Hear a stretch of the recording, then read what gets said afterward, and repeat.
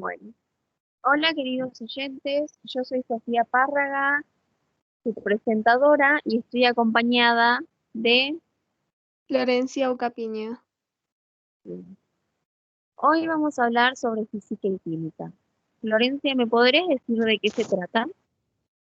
Bueno, hablaremos de que la física son los conceptos de energía, ondas y campos de fuerzas. Son centrales porque permiten relacionar e interpretar unificadamente los distintos fenómenos físicos.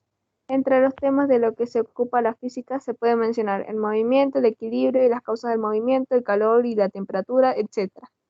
En química, por su parte, se estudia la estructura y propiedades de la materia. Los elementos químicos, los modelos atómicos, las uniones químicas, los compuestos químicos, las transformaciones químicas, la energía en las reacciones químicas, la cinética química y entre otras. Ahora, Sofía, decime qué son los fenómenos. Bueno, mira, te cuento. Los fenómenos son todo cambio o transformación sufrido por un cuerpo. Por ejemplo, moler café, inflar un globo, la evaporación del agua, el sonido producido al golpear un metal, etc. Estos fenómenos tienen una clasificación, fenómenos físicos y fenómenos químicos. Los fenómenos físicos los observamos, por ejemplo, en la caída de los cuerpos, el deslizamiento de un niño por un tobogán, la desviación del rayo, el choque de las piedras. En esos ejemplos estamos en presencia de lo que es llamado fenómenos físicos. Después tenemos los fenómenos químicos. Se llama fenómenos químicos a los sucesos observables y posibles de ser medidos en las cuales las sustancias intervinientes cambian su composición química al cambiarse entre sí. La sustancia sufre modificaciones irreversibles. Por ejemplo, al quemarse un papel, no puede volver a su estado original. Las cenizas resultantes formarán parte de su papel original y sufrirán una alteración química. Bien. Ahora, Flor, ¿me podrías explicar el método científico? Bien, el método científico es un método de investigación usado principalmente en la producción de conocimiento en la ciencia. Y el método científico cumple un procedimiento que es la observación, el problema, la hipótesis, las predicciones y la experimentación. Ahora, contanos, Sofía, ¿qué es la masa y el volumen? Bien. Si bien la materia posee masa y volumen, la relación entre ambas magnitudes no es igual en todos los casos, ya que depende del material en cuestión y de la temperatura. Un kilo de algodón ocupa muchísimo más volumen que un kilo de hierro, aunque la masa sea de la misma. A la inversa, una pecera llena de agua tendrá una masa mayor que si está llena de aire, aunque el volumen ocupado sea el mismo. Yes. Ahora, Flor, ¿me podrías explicar sobre la conductividad? Vamos. La conductividad es una propiedad física que indica la capacidad que tiene un material para permitir el paso de electricidad o el calor a través de sí mismo. Y la conductividad se clasifican dos. La conductividad térmica, que en esta es el transporte de energía en forma de calor. Es la capacidad que tiene una sustancia para transferir la energía cinética de sus moléculas a otras sustancias con las que esté en contacto. Después está la conductividad eléctrica, que es la capacidad de un material o sustancia para dejar pasar la corriente eléctrica a través de él. Por ejemplo, el cable. Ahora contanos el estado de agregación a la materia, Sofía. Bien, mira, la materia se presenta en tres estados a formas de agregación: sólido, líquido y gaseoso.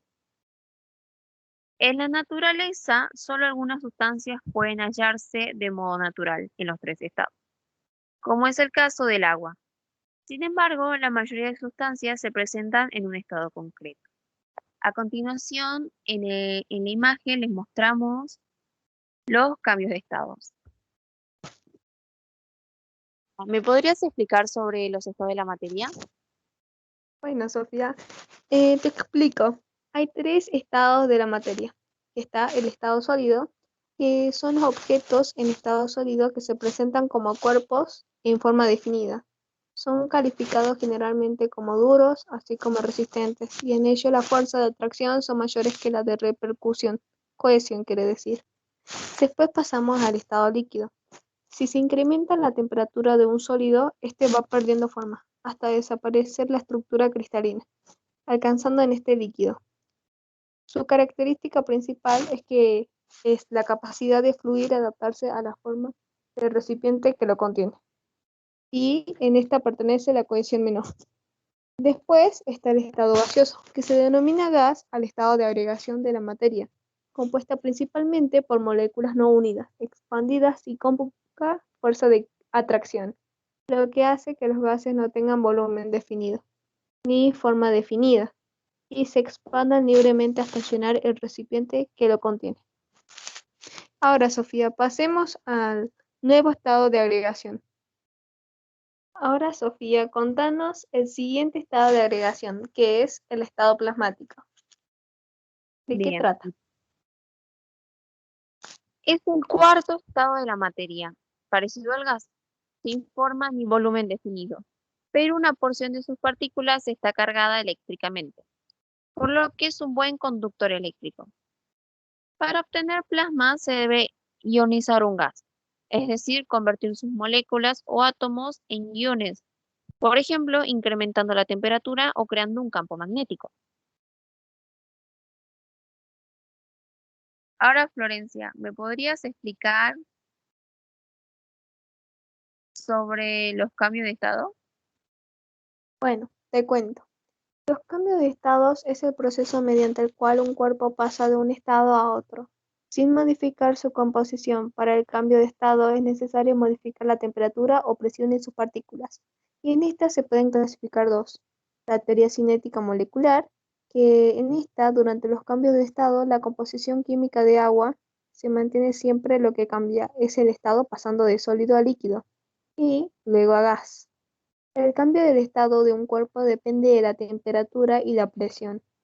Para que ocurra el cambio es necesario que se modifique la temperatura o la presión o ambas a la vez. La temperatura está relacionada con la magnitud. A mayor temperatura, mayor energía cinética, es decir, mayor velocidad de movimiento. Después está la teoría cinética corpuscular, que en esta, a mayor temperatura, mayor velocidad. En los cuerpos sólidos sus partículas se mantienen unidas, formando una estructura rígida. No tienen libre movimiento y solo pueden vibrar en posición fija. A medida que aumente la temperatura, las partículas vibran cada vez más y la estructura rígida se deforma. Sin desordenarse, llegan al estado líquido, y si se aumenta aún más la temperatura, las partículas obtienen más fuerza cinética, o sea, el movimiento. Y si las partículas logran separarse, obteniendo un movimiento libremente, casi sin fuerza de cohesión. Mira, para estudiar la composición de un material o sus propiedades es necesario aislarlo. A esta opción se conoce como sistemas materiales. Todo aquello que forma parte del universo, pero no es parte del sistema, se denomina predio o ambiente. Su clasificación. Pueden clasificarse según su intercambio con el medio, su composición y sus propiedades intensivas. También por su composición. Es una sustancia química que presenta una composición definida y constante. Un material puede tener una o varias sustancias llamadas componentes.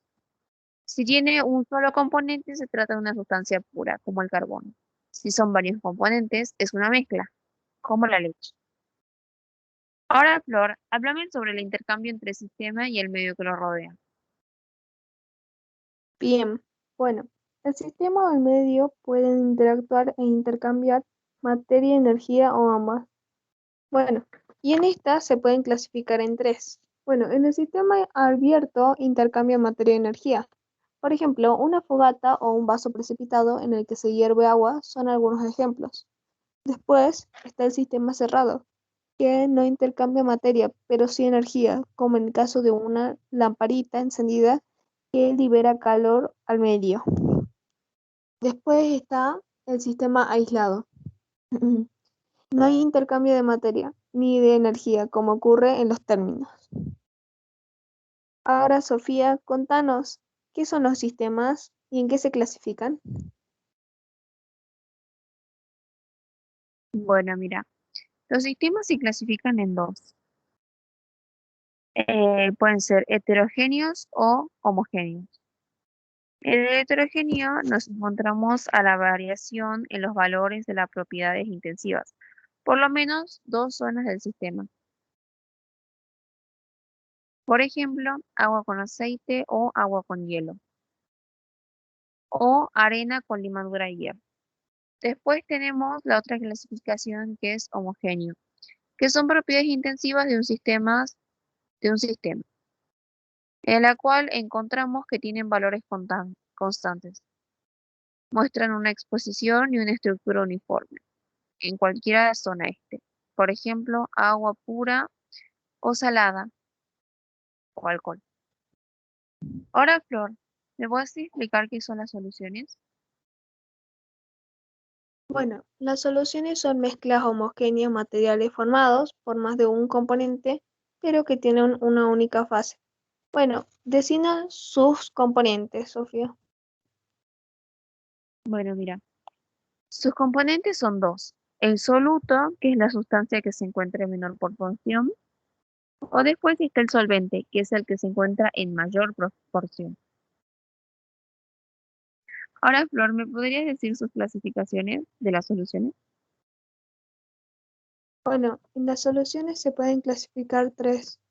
Están las soluciones líquidas, en la cual el soluto puede ser gas, líquido o sólido, pero el solvente siempre es líquido. Después está el sólido, en la que el soluto y el solvente se encuentran en estados sólidos. Después está el gaseoso, que son los menos comunes. Todos los gases son solubles y forman mezclas homogéneas. Ahora explícanos, Sofía, la clasificación de las soluciones.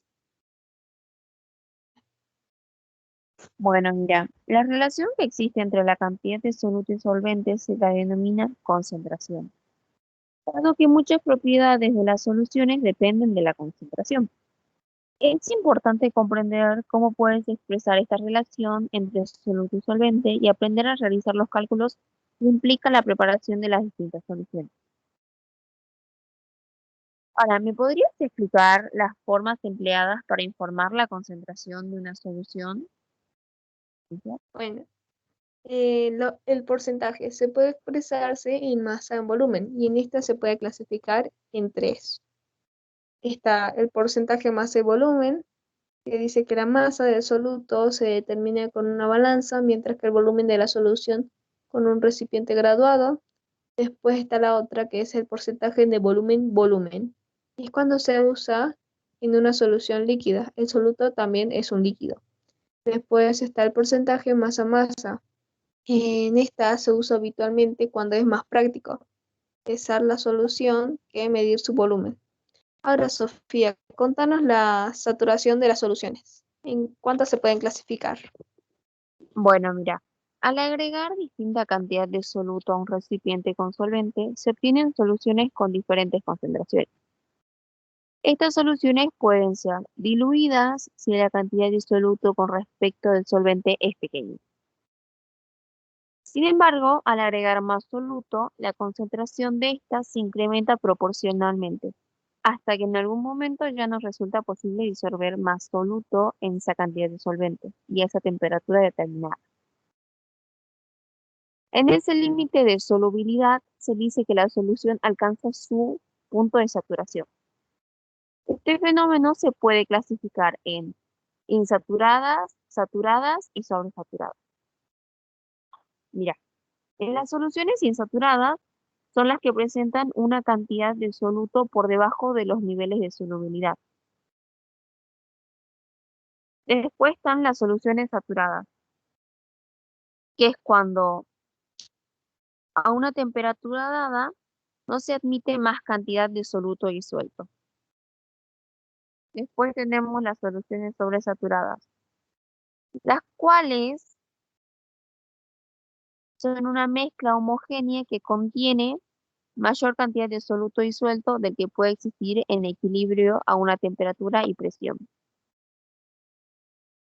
La estabilidad de este tipo de soluciones es muy limitada, ya que cualquier perturbación que se genere en el sistema puede hacer que el exceso de soluto precipite inmediatamente.